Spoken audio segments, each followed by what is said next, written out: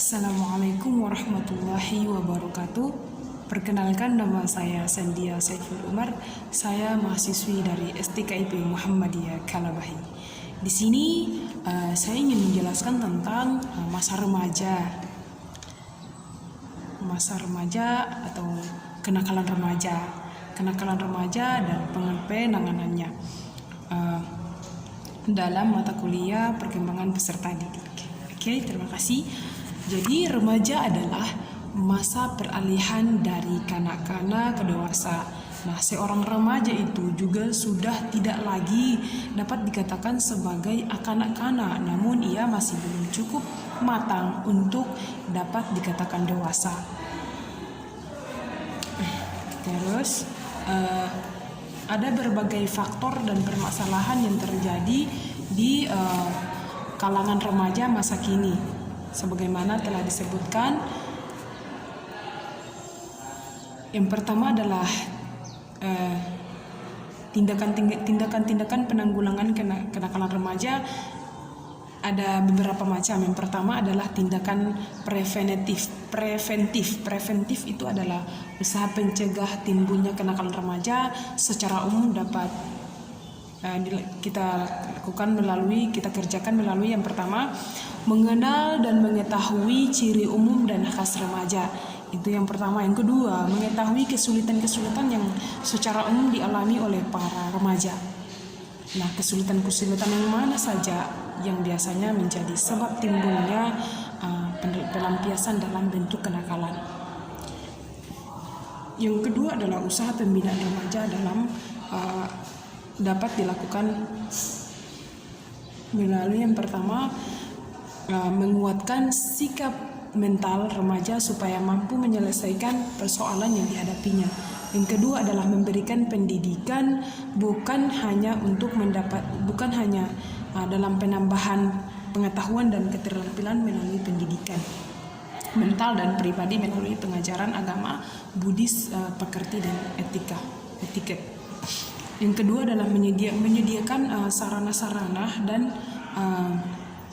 menciptakan suasana yang optimal demi perkembangan pribadi yang wajar gitu. Terus yang keempat, memberikan wejangan secara umum dengan harapan dapat bermanfaat.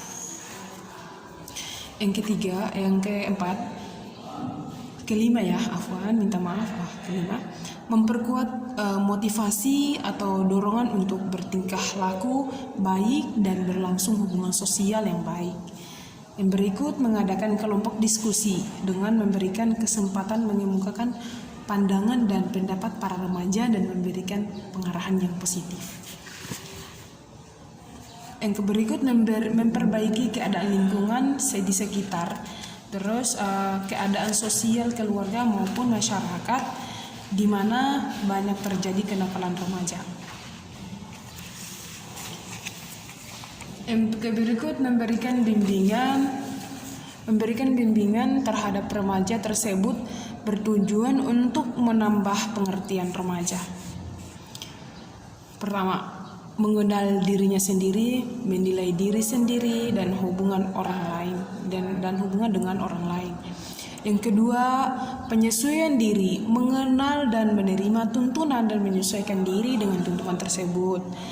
Yang ketiga, orientasi diri, mengarahkan pribadi remaja ke arah pembatasan antara diri pribadi dan sikap sosial dengan penekanan pada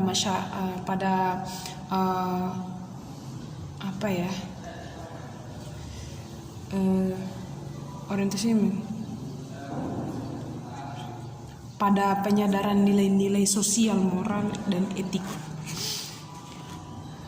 Yang berikut lagi tentang bimbingan yang dilakukan terhadap remaja dilakukan dengan dua pendekatan. Yang pertama, pendekatan langsung. Jadi pendekatan langsung ini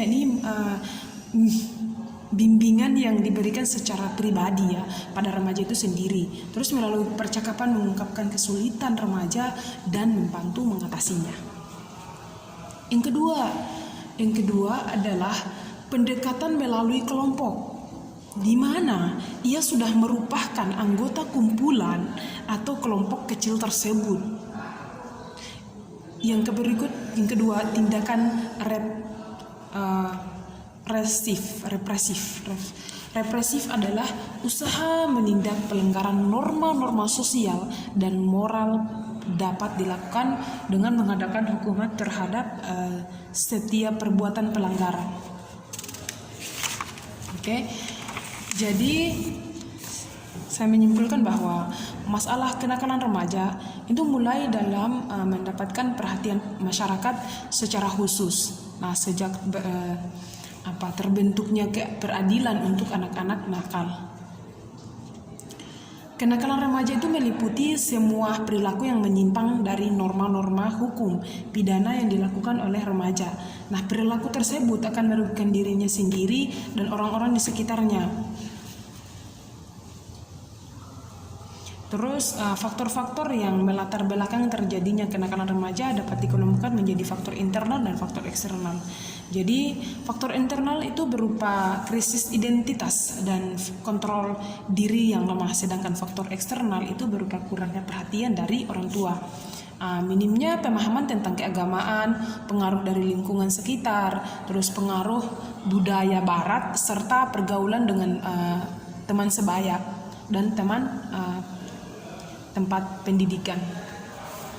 Jadi mungkin ini yang dapat saya sampaikan. Kurang dan lebihnya saya mohon maaf bila ada kata atau kalimat yang salah pengertian, saya mohon maaf. Billahi fisabilil haq fastabiqul khairat. Assalamualaikum warahmatullahi wabarakatuh.